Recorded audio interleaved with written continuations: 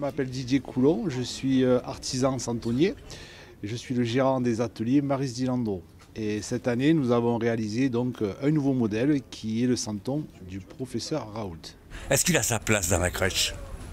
Alors, peut-être pas dans la crèche, mais au moins chez les gens, dans leur maison, déjà, premièrement. Et puis certains, sûrement, vont le mettre dans la crèche. Alors, rentrer dans la crèche, c'est pas donné à tout le monde. Beaucoup de personnes aimeraient bien y être, en fait. Et lui, je pense qu'il va rentrer dans la crèche et dans le cœur des Provençaux et des Marseillais aussi. Est-ce que ce n'est pas un blasphème d'introduire comme ça dans la crèche des personnes de la vie civile? Dans la crèche, on a toujours ajouté des nouveaux modèles, quelquefois contemporains, quelquefois d'époque. La crèche, c'est comme on a envie de la faire. Voilà, tout simplement. Donc, je ne vois pas le problème. C'est une icône marseillaise et provençale. Et alors, vous estimez qu'il a sa place dans la crèche? Pour cette année, oui. Pour cette année, oui. C'est un petit peu le Messie, non? Voilà, c'est le Messie.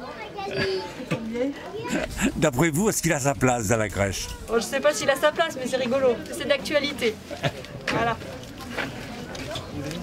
Aussi le professeur. Ah oui, c'est pas une blague, hein. Vous achetez le professeur Raoult. Ah oui.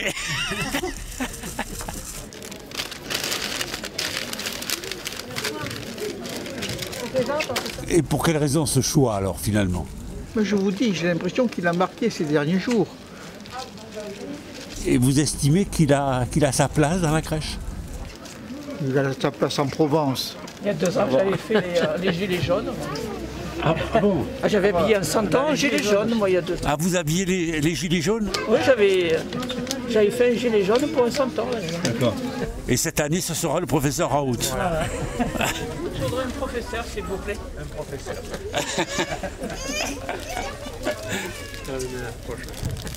Voilà. Ah oui, c'est pas une blague, hein? Ah non, c'est pas une blague. Merci monsieur, bonne journée. Je suis Fabienne Pardy, je suis maître artisan d'art santonnière et j'ai créé il y a quelques mois le santon du professeur Raoult. Pour quelle raison? Alors pour la raison simple que j'ai fait le lien entre l'histoire 1720 et 2020. Donc je suis partie dans ma démarche artistique de 1720 avec le médecin de peste et son bec de corbeau assez significatif. Ensuite j'ai fait la transition avec une infirmière de la Croix-Rouge, les premières de 1880, et j'ai fait le lien avec l'histoire, un petit pont entre l'histoire et l'actualité en créant le santon du professeur Raoult qui marque l'année 2020. Et alors moi je suis aide-soignante de formation, donc à la base c'était quand même un hommage aussi que je voulais rendre à toute cette profession de maintenant et d'avant, parce que depuis toutes ces épidémies, durant toutes ces épidémies, ils ont quand même toujours été là et à leur façon, heureusement, parce que voilà, ils nous ont bien aidés, soutenus, et ce métier, pour l'avoir fait par vocation, il méritait, moi, à ma façon, d'avoir un hommage. Donc pour moi, c'était vraiment un hommage pour aujourd'hui, pour hier et pour le futur, parce que merci à eux, c'est un hommage, à la profession aussi.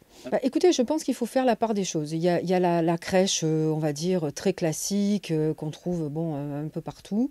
Par contre, la crèche provençale, et ça j'y tiens beaucoup, ça reste une tradition qui est perpétuée depuis 1789, où les gens ont fait leur propre crèche chez eux, et qui ont rajouté justement tout ce qui les entourait. Les métiers, ils se sont inspirés de la pastorale. Donc bon, évidemment, on retrouve les bergers, mais on retrouve le meunier, on retrouve Pistachier, on retrouve déjà des personnages qui ont marqué Margarido et Jourdan. C'est tous des personnages qui sont inspirés de la vie d'un village à ce moment-là, à cette époque-là. Donc je pense qu'au fil des années, si on peut aussi, nous, actualiser les santons, et les mettre, pourquoi pas, dans la crèche, je ne vois pas où est le problème. Oui, effectivement, ça reste dans la succession de ce qui s'est passé du départ dans la crèche provençale, la vraie crèche, la vie du village de Provence.